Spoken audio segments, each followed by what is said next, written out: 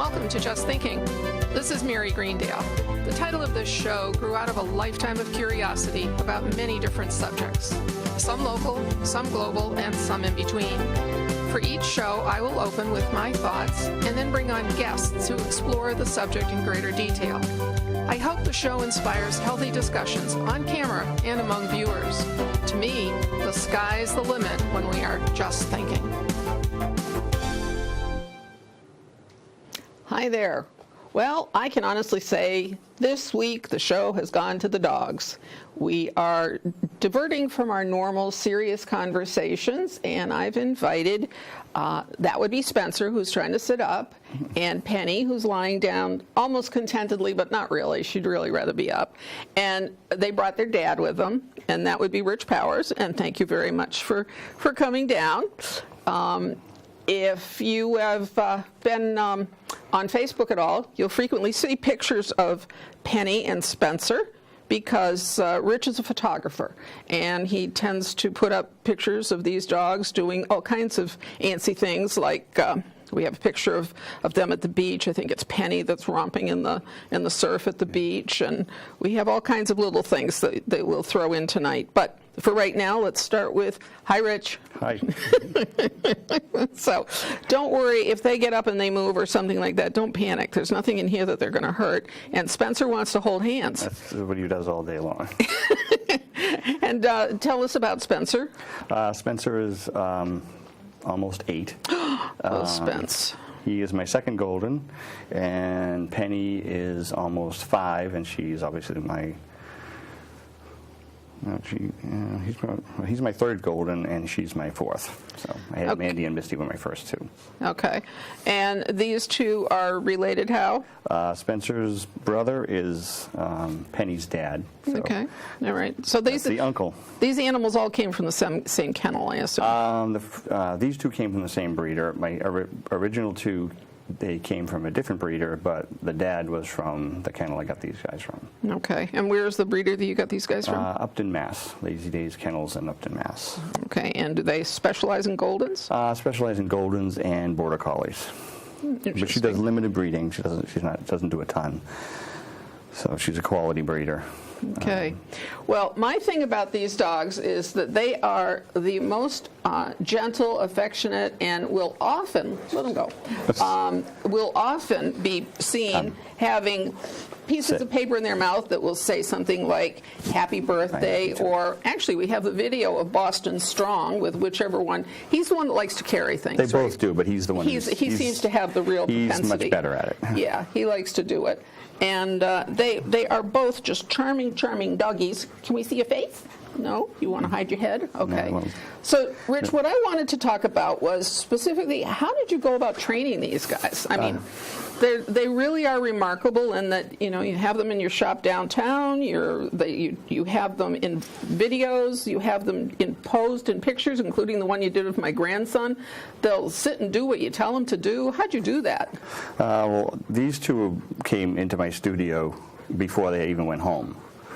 You mean the day you picked them up? The day, but we left the breeder and went right into the studio for their first photo shoot. So they had literally been doing this since the minute I met them. Oh boy, that's hard working. So my first golden, Mandy, was she was one of the best dogs ever, but she was very crazy when she was little, and I had a trainer train me how to train the dogs, because it's like an ongoing process. So when I ended up getting these 2, I had already known from Mandy and Misty how to train. So it's upkeep is what it is. It's constant upkeep. They're training all the time. Oh. This isn't like train and forget it. It's just they're training all the time. And the way I train it is like consistency is huge. So I train consistently. No means no. Leave it means leave it, and there's no deviation from that. And they have to sit before they eat. They sit when I walk them. They sit when I come to a stop. They sit. So they're constantly being in training all the time. And people think that like I spent like hours a day training them. I've never spent that amount of time training them. I spend 2 minutes here, a minute there. while the coffee's brewing, I'll take advantage of the time to make them sit and stay and hold things. Penny, come. Come. And she's not always perfect, but... I know Penny, she is normally, come. but right now we have her completely out of her element, and she's trying to figure out, what are these bright lights? What are we doing here? And So she's got a toy. we've got a toy. Penny, stay. Come. Good girl. Sit. Sit. They know hand signals, so that if I'm a distance away, they know what sit means and come and stay. And I do two different methods of training. I train the important stuff like sit, stay. That's really crucial that they know how to do that. That's not treat motivated. That's just they have to do that.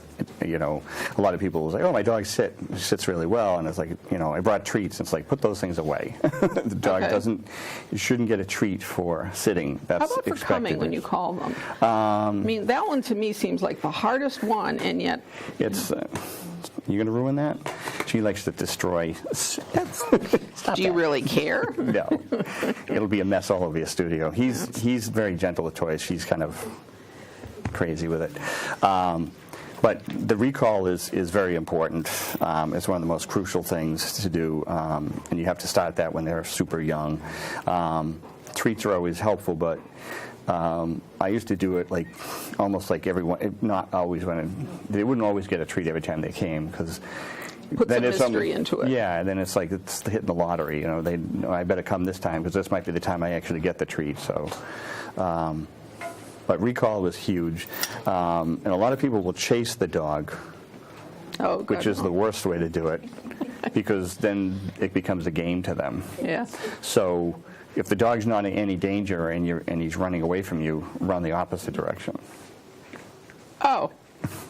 Huh. And Okay. then they will start to chase you, or at least come back to you. So, but make sure the dog's not in any danger or whatever. So, Yeah.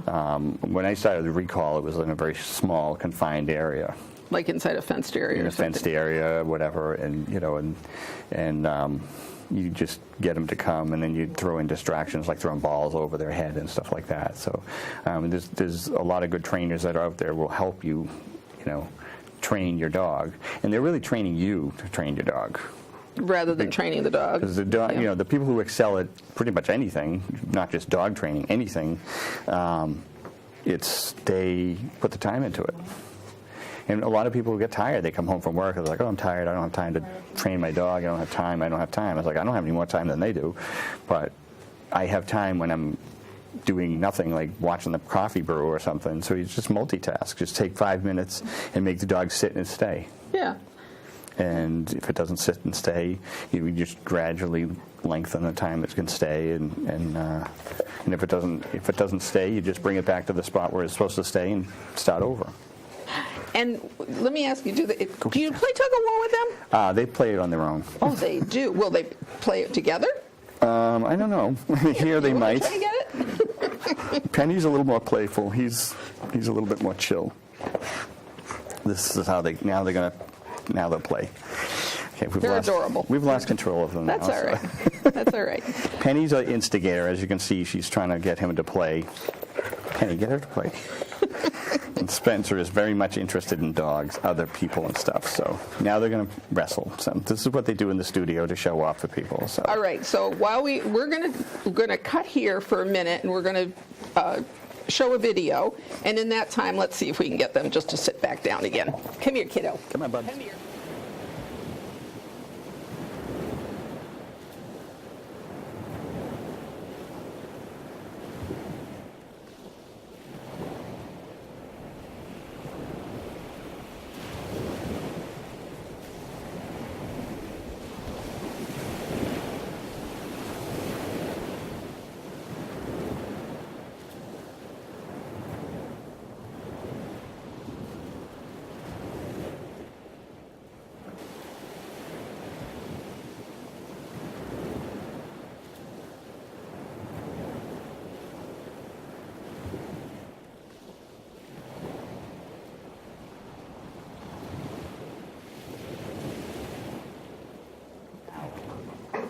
Okay, so we're back, and we'll see if we can keep them just a little quieter. What I was interested in, did you crate these dogs when they came I did. home? So do they still use crates? No, but even once the crating was done, I left the crate open for them. They like the crate because it's their private space. If they need a little time alone, they can go in there and just kind of chill and take a nap and feel secure, and it keeps them safe in the house too. You know, and the little puppies can get into a lot of stuff. True. And, you know, when I was ready to uncrate them, I mean, they weren't in crates for very long. Maybe a month or two. And then they gradually got out of the crates overnight. It was the first thing. It was like they were crated at night, and then that was the first graduating thing. They didn't have to be crated at night anymore. And then you just lengthen the time that you can trust them. Because you don't want them getting into stuff that you're going to hurt. I mean, the crate is a good thing.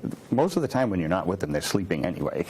Right. So right. it's nice to have them in a spot where they're not going to do damage to themselves or your house. So. Well, I know that sometimes people are worried that the crate is a punishment. No, well, if you use it as a punishment, it can be, but it shouldn't be. It shouldn't be used as a punishment. You've done something wrong, and I'm going to put you in your crate. Yeah. I mean, sometimes they need a timeout because you need a timeout because it's like, you know, it's like they Kids. can, can, you know, it's like for your own safety, you need to go in here, you know, because I'm not with it right now. You know, you've been really bad. You need to go here for your own safety, and they kind of get that, but they don't. They realize it's almost for their own safety. You're just like, we need to chill here. So now, what do you do when they jump? I don't tolerate jumping. How do you not tolerate jumping? Because we've got one 3-year-old rescue dog that I swear she was taught to jump. It's like when I come home or I greet them or whatever, they're not allowed to jump. If they jump, I don't touch them. I don't pat them. My hand comes away until their butt hits the floor. When their butt hits the floor, then I start patting them again. And like, no, Spence. I've lost control of my dogs. They usually are very well behaved. There's a lot of distractions in here. There are, and I've got my granddaughter sitting on the floor, and they're liking the fact that she'll be playing with them rather than anything else. Okay, so this jumping thing, any clues on what one does to get a... If they jump at you, and you have a lot of well-meaning friends who they say they don't mind or whatever, and that doesn't help. So you have to be consistent. So you have to educate your friends. Like I know you're trying to be friendly with my dog, and say it's not annoying, but it is annoying. They shouldn't do it, so you can't let your friends allow it either. So they can't pat them until the dog is calm. But if they're jumping like really hard or whatever, you know, you just lift your knee up or something. Doesn't matter. And they'll push right into that. She'll bounce off my knee and fall to the floor. Yeah. She doesn't care. She is part Border Collie. But have you tried not patting her until she's calm? No, that one I haven't tried. If you try that, they figure that out pretty quick because they want attention. That's all they want is attention. And when they come over to you, it's like they will sit, and the minute I lift if their butt comes off the floor, I lift my hand up, and they sit right back down because they definitely want that. Well, maybe that's they want attention, and you should only give the attention when the dog is being good, not when it's being bad. All right. Now, how did you introduce your cat to them? God bless you, girl. She just kind of introduced herself, but I have a very mild-mannered cat. So, okay. She's pretty open to pretty much anything. So she's she must be because you also have a parrot. Yeah. Yeah. Now, Shelby and the parrot's Henry, and Shelby is the cat. The cat. The cat doesn't chase the parrot? No, everybody has a mutual respect of the parrot. Oh, has anybody gotten bitten by the parrot besides maybe you? No, but they know what he can do because I think they recognize that he's got a pretty hard beak and he's got a very big mouth. Yeah, he's come off his perch and crawled across the floor, and they just kind of watch him. They don't dare, you know. I don't want to I don't allow them unattended, but like if he crawls off there, I'm watching to make sure nothing happens. But that is amazing that Penny. Spencer, come now, Spencer, come now. Give me your go. All right, so go pick it up. Getting back to come. All right. Come. This is his big motivator. Oh, because he loves to play. He loves the frisbee. And his frisbee, and actually, Look at that beautiful head. Sit. God, I wish we could get the camera to see it. How much are you being able to see his head? Yeah, he has just got a beautiful, beautiful face. Yeah. Left You paw. really do. Left paw. Left. Left. Right. Left. Left. No. That's your right paw. Give me your left paw. Give me your left paw. Give me the right. Good boy. He does know his left from his right. When you're not driving him crazy by having the Frisbee, This is a very good motivator for him. and that's his favorite. Yeah. He loves his Frisbee. He carries it everywhere. And they are both water dogs. Yes, I they mean, love they to both swim. love the water. And I know that my Golden did too. The one thing that I can remember, and it's these two do it with the paw, they always have They to like be to- touching yeah. you. They They like have to to be hold touching hands. you. And there's actually, there was a study done about the evolution of dogs from wolves. Sit. And the closer the dogs were to wolf-like, the less contact that they Right. wanted to have. And so Goldens were all the way down at the bottom with St. Bernards. Everybody had to touch, they and St. Bernards, and they said that those were the ones that were least like wolves, and I would buy that. Yeah, these constantly do this. Yeah. When I have the interns or the high school students or anybody who's working with, they work with one hand and hold the dog's hand with the other one. So So Dad's got the interns trained to Yeah. take care of you too. it's a popular internship is working there because I think they like to hang out with the dogs. So Are these high school kids Yeah, high that schools, come in yeah. and what does an intern do in a photography studio? I teach them how to edit stuff. I've taken them on photo shoots and stuff, and Oh. they photograph my dogs. That's a pretty good internship. They each had dogs this year, so they brought their dogs in, and we did a photo shoot for them, and they edited their own work and sent it out for printing and everything. So Are any of these kids into video kind of editing? I don't know. Whoops, what was that? Pumpkin. Yeah, something in there. He's a little more skittish than the other one. Yeah. Oh, Mama. Yeah, because we've noticed that there aren't a whole lot of kids that seem terribly interested Which in, is, you would think they would be. So. in doing video, which, yeah, you would think so, but we've also been told by one fellow on our board that with the iPhone today, Yeah, I think that's kids... even in photos. That's the same thing. It's kind of hurting. Mrs. Stone would somebody to check in at the high school. She'd probably find somebody. Yeah. So I did have somebody who came to me and he was into video too, but that was a few years ago. So Yeah, I will talk to her. All right, so now in terms of, have you ever had a shelter dog? Or I did. Yeah? My first dog as an adult, I had a beautiful Cocker Spaniel named Pepper. She was an absolute mess when I got her, and her saving grace when I saw her was like she does tricks, because she didn't look anything like a Cocker Spaniel. She looked like quite a mess and dirty, smelly thing. And it was like, well, she does tricks, and she walked on her hind legs, and she did flip the bone off her nose and stuff like that. And I was like, well, if she's smart enough to do that, she's not going to pee all over my house. So I took her home, and she wasn't in my house for 20 minutes, and I had fallen in love with her. So she was a wonderful dog. She was not good with kids at all. She was not good with some other dogs too. So where I run the studio, I need to have a purebred because I need to know what I'm getting into, and there's no guarantee there either. But I know she breeds for temperament, so that's why I go to her. She meaning the lady in Upton. Yeah. So Yeah. at least I have a chance knowing what they're going to be like. Where I had my Cocker Spaniel in the studio, she would sit in my lap and stuff, but when people were there, I'd have to put her away. Oh, yeah. Because she was a good dog, but just didn't know what had been done to her in the past. So Now, do other trust people her. besides me get all over you for putting them in hats and clothes and boots? And actually, they wear boots for their own safety, don't they? yeah, they try to. They don't really stay on all that well. They've yet to really make a good one. Yeah. Yeah. So they You need spend- suspenders on your Yeah. boots, or those long clips that would go over your shoulders or 'cause something. Usually within the first quarter mile, one boot's gone, and then I'm carrying it the rest of the time, and then it's just I'm carrying a pocket full of boots. So I was like, no more boots for them. Yeah. So. But you know. dress them up. You dress them up in costumes, and they don't get mad at you? No, they're good. And people bring them into the studio, and they want to do costumes and stuff like that. But what it is like my dogs are accustomed to this. The people bring it in, and they will know. You mean they bring their own They'll bring dogs in? into the studio to have pictures done. And they'll bring costumes? They'll bring a costume, but they're taking it out of the bag right there. It's like, this is not going to go well. Oh, and you've never put, you need to practice this. This is not, it's not a child where you can, expect it dress up or whatever. It's like they have to be comfortable wearing it. They have to be able to do it, and I find a lot of times people, their dogs can't even sit, let alone put stuff really on hard. there. So if you're going to do that, you have to kind of introduce it to them over a period of time or whatever. And everything is like, these dogs didn't carry things for miles. He'll carry this Frisbee for 5 miles.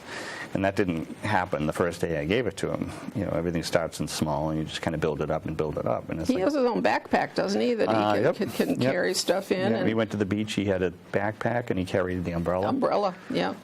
He loves to carry stuff. He just absolutely loves it. He gets out of my car in the morning, and he looks at me, am I bringing in lunch? He takes the lunch and carries it into the building.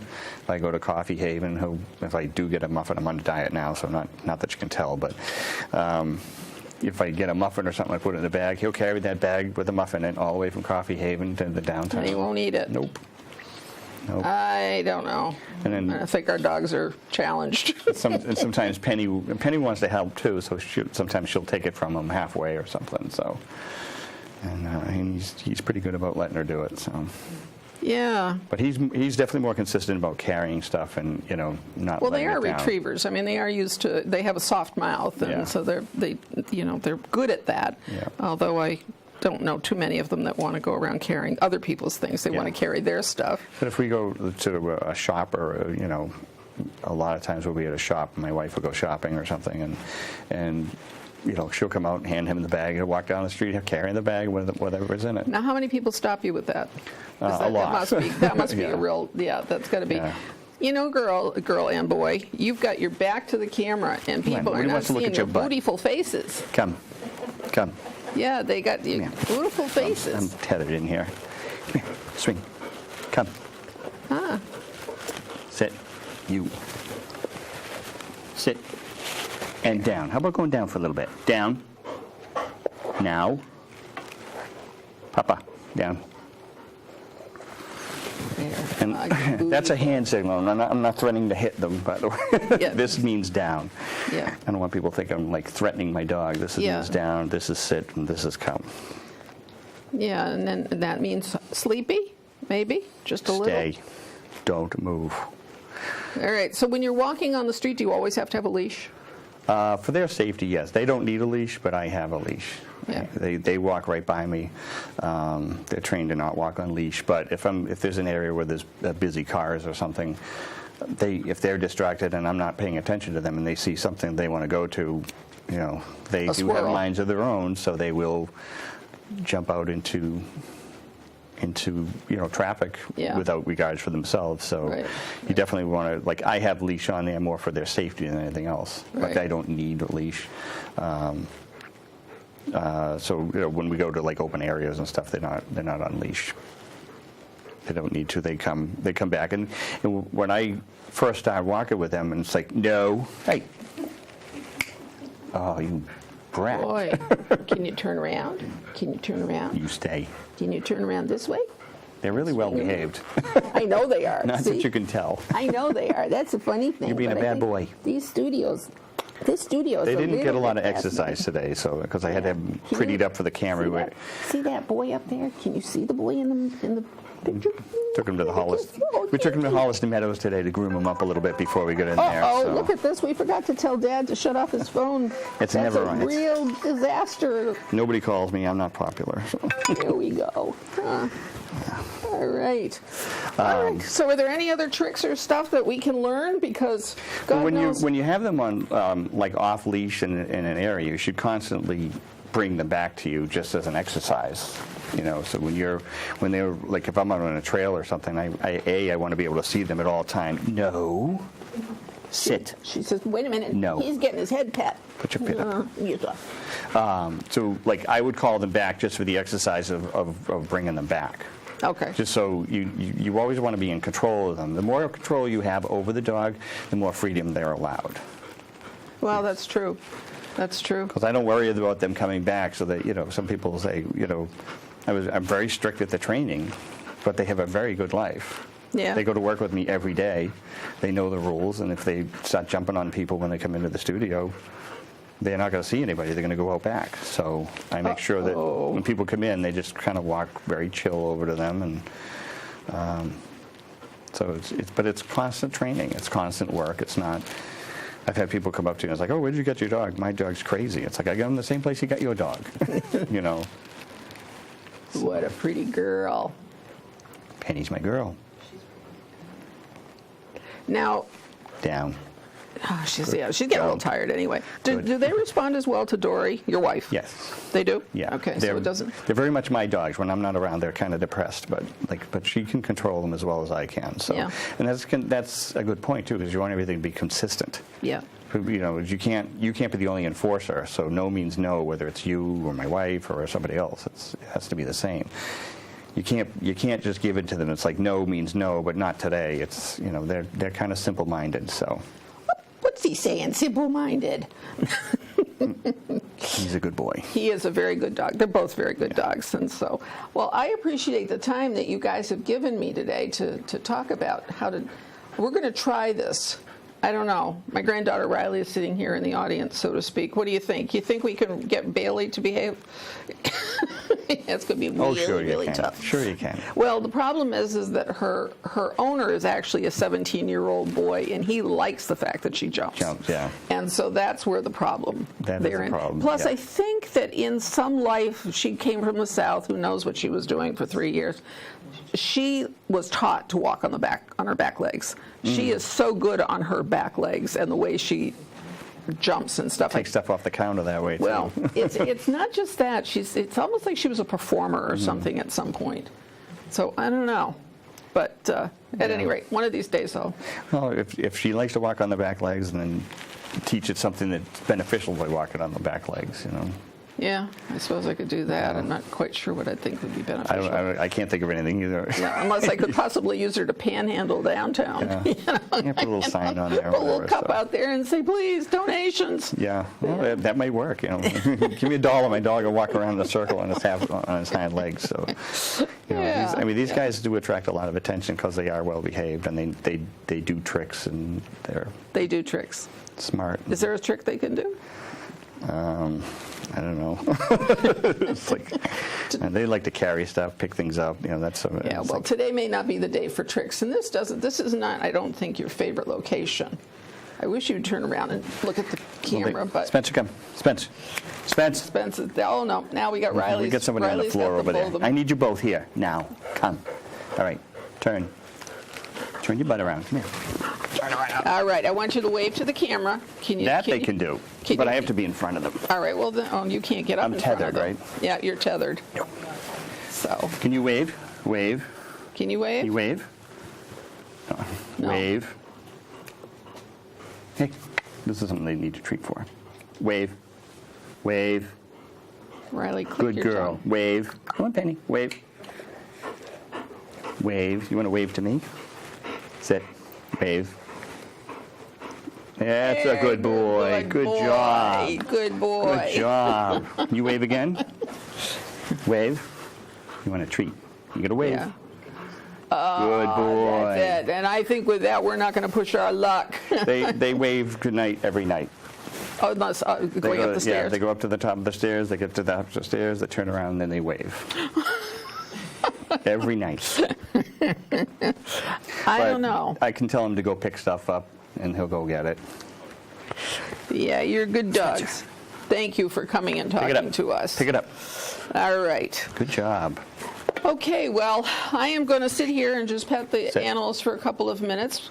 Wave. And I'm going to say, Good boy. Our next show is probably going to be a whole lot more serious than this, but I hope you've enjoyed at least a few helpful tips, hints on how you can train your own dog, even if they didn't come from a kennel or a breeder that you actually know what the breed is going to be like or what their personalities are.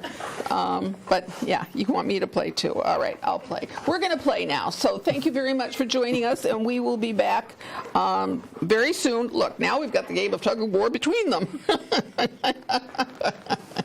All right, thank you. Over and out.